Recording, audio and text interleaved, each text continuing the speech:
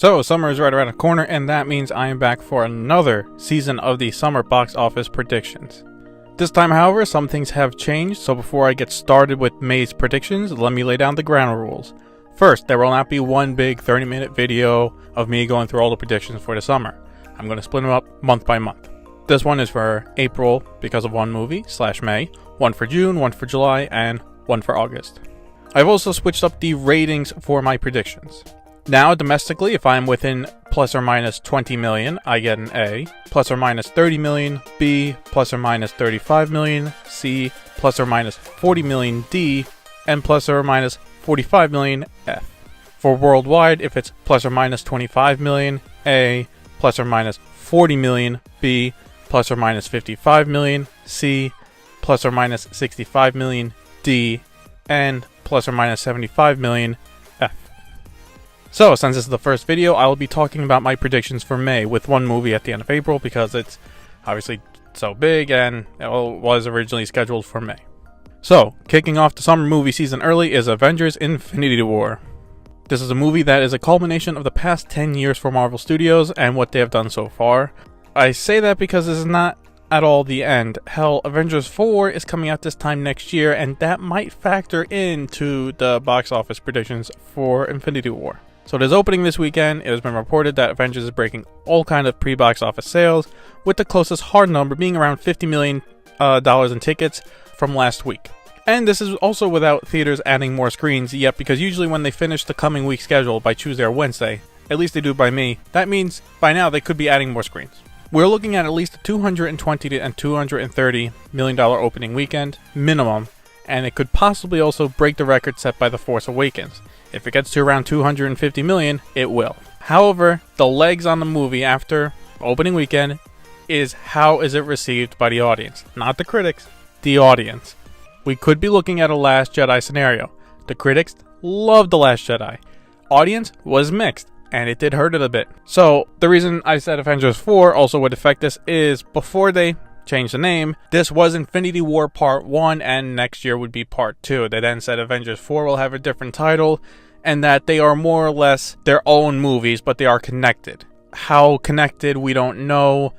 If it ends on a big cliffhanger, and say a sad cliffhanger, let's say the heroes lose and have to come back for Avengers 4, people might not be too happy. Because all the marketing is like, oh, it's been leading to this, it's leading to this. You watch the movie like, and we'll finish it next year. That might hurt people. Also, for families, let's say a big character dies. Let's say Captain America dies or Iron Man dies. I don't think families are going to keep bringing their kids back to watch their favorite hero die over and over again. Even if it is temporary or permanent, we don't know.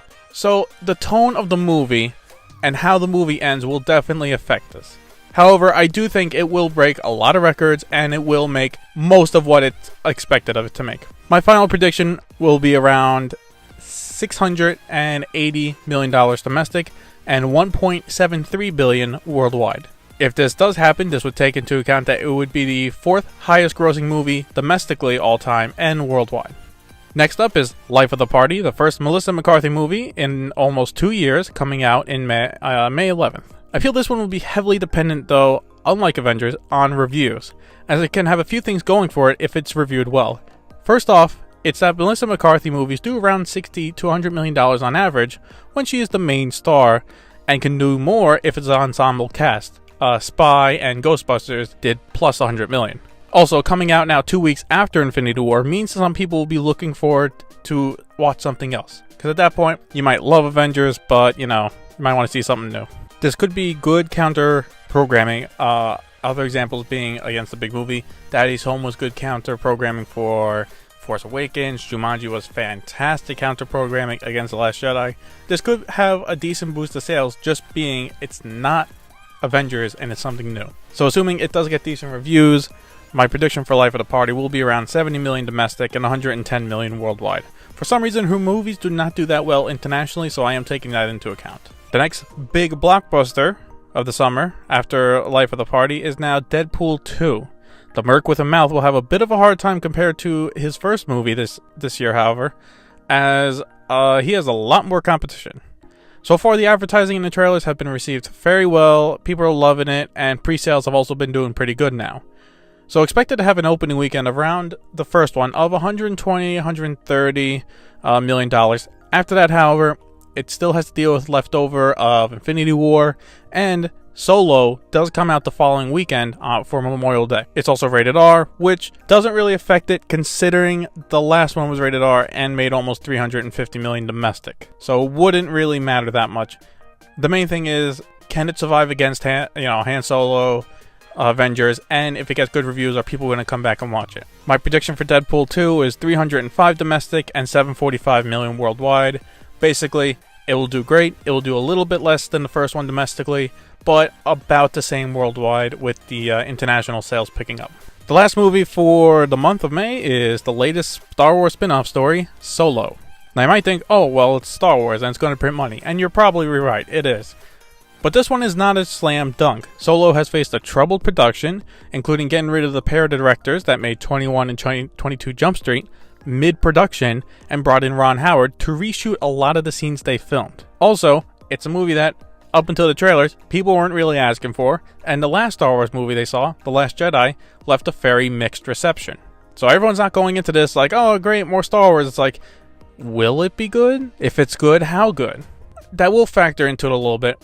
Assuming the reviews are good, that Ron Howard fixed the issues with the movie and made a pretty decent to good Star Wars movie. I'm thinking the opening weekend will be around 140, 150. Around Rogue One's opening weekend, which would make sense considering it's also a spin-off story. So, my prediction for Solo is about 420 million domestic and 910 million worldwide.